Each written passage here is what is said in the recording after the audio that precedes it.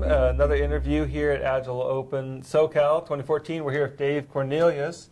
And Dave and I were just having a question answer session where you were going through a series of questions for some research work that you're doing.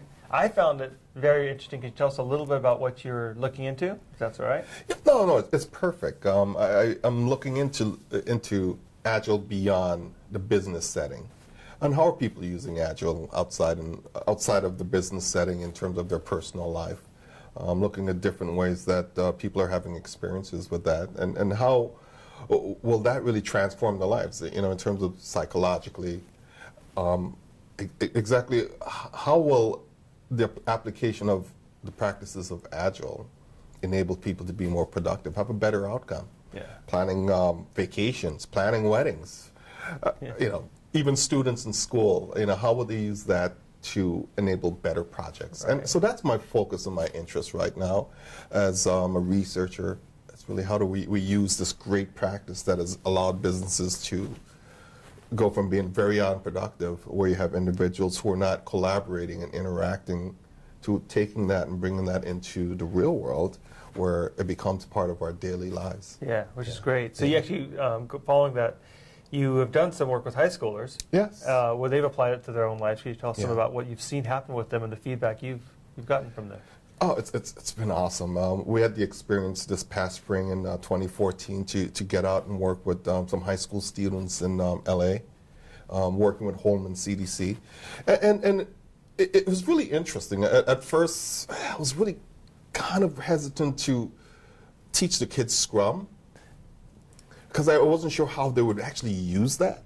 But after you got into the practice of teaching creative thinking and critical thinking, and then bringing the Scrum framework of how do you actually go through and plan work, and making that really relevant to their lives in terms of what kind of projects are you working on in school. Let's take that and break it down into smaller little increments and walk them through the full Scrum framework. And it was just amazing to see that kids were just eating that up.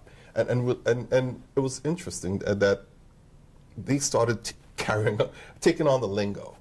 Actually started taking on the lingo and saying, yeah, we're going to do a sprint, and oh yeah, we want to do a retrospective, and they start talking about critical thinking and creative thinking. I'm going like, wow. And I even took the time to teach them 5 whys, root cause analysis, took them to the next level of really, well, why is this a problem? Let's create a problem statement and walk this through, asking 5 whys, and really started to prompt these students of how do we solve this problem. That's great. And it was amazing. So we had about 7 students actually finished, and 3 of them finished their project, and I gave them a certificate, called them the Associate Scrum Master.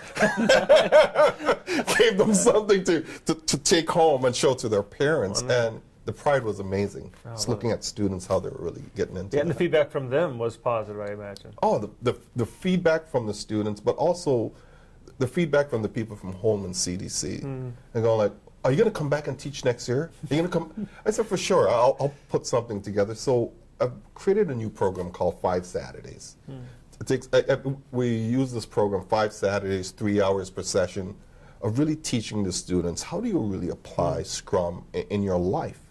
And I would make jokes with them like, well, let me tell you how to put together a user story. And I said, well, as Dave, I want to, go to the movies so that I could really have a great time today. And I said, well, how would you apply that? And so the students, they would have great fun with that. And one guy would say, well, as Joe, I wanted to come to this class so that I could learn more about Scrum and Agile. And I allowed them to have fun with the process of using the lingo of Scrum so that they could really take that and make it part of their lives. Neat.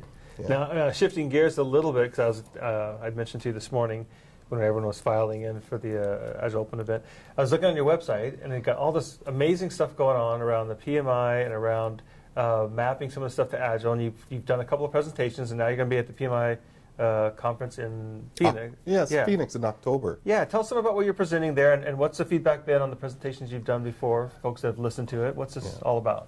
Well, my presentation is called The PM Role in a Lean and Agile World. And I look at it from the context that we have a lot of smart people, well-trained, well-educated people who are project managers. And a lot of those individuals are really left out of the process of adapting Scrum or going through the transformation. And when you think of Scrum, well, what's the role of the project manager? There's zero definition.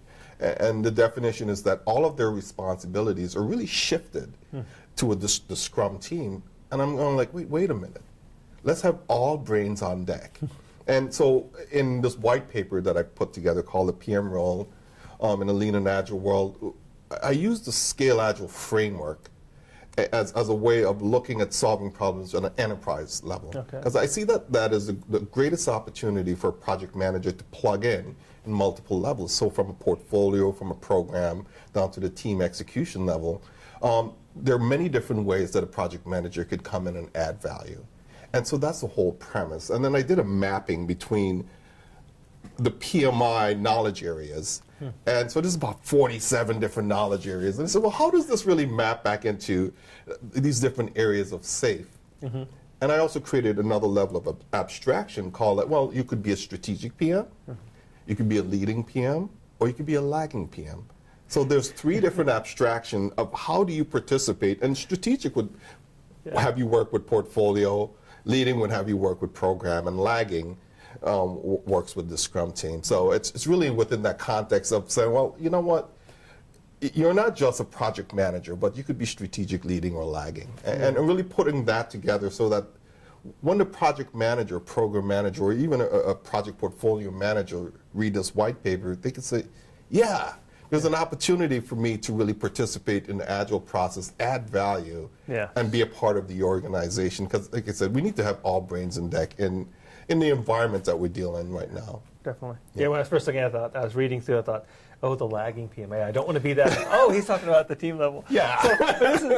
So what I like about that is sometimes when people go in with Agile or Scrum, they feel like, okay, we're going to do this. And oftentimes, a PMO or a program management, they're kind of sitting on the side and saying, okay, they're doing something. And like you said, they don't have a role. So either they're disenfranchised or they're disconnected, or they're going to say, no, I do have a role. As far as I know, my boss still expects me to do these things, so I'm still going to do that, and I will sit down on top of it. And if there's any pushback, now we have some of the conflict. But you're saying, at least looking at the Scaled Agile framework, you've mapped some places where they feel like they can actually look and say, yeah, there's a place for me that fits for my job role responsibilities. Yeah. And one of the roles that I think was really pertinent right off the bat is the release train engineer, who was really involved with looking at it from a program perspective. What are the features that are promised, needs to get worked on? How do we measure that? How do we communicate that back up the food chain to all of the key stakeholders? When you look at it from an enterprise perspective, that is really lagging. Because the Scrum aspect of it is just, I build some bits, and here's the small bits. But how about the bigger picture? How do we really communicate that back to the stakeholders in a consistent way? How do you manage risk and really have that communicated?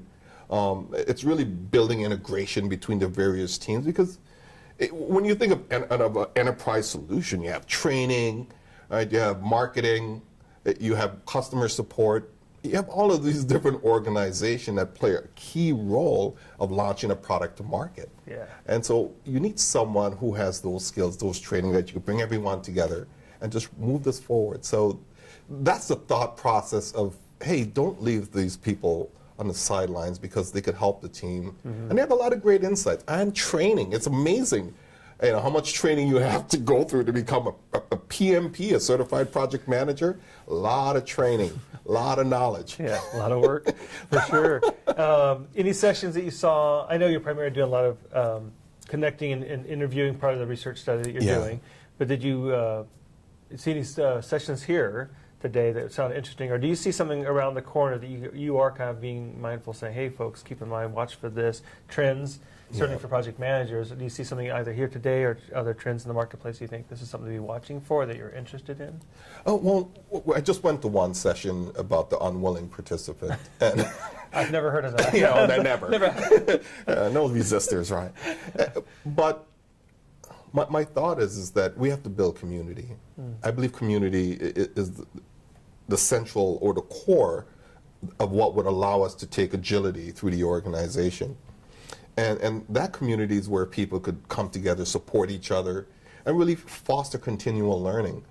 And because even as someone who's leading Agile through the organization, as I'm working within an organization today, I can't do this by myself. I need a few other people. Even you? Yeah, I need friends. I need friends. I need friends to come along and for us to do this together. Yes. Right? And that creates strength. And people look at that and go like, oh yeah, there's 5 people over there who are doing this cool stuff, sharing ideas, knowledge, and they're solving problems, and they're collaborating. And even if there's friction at times, it's still healthy activities that are taking place. No, I like that. I think that's very important. Awesome. Well, thank you so much for your time. Well, thank you, Good Scott. luck on the topic.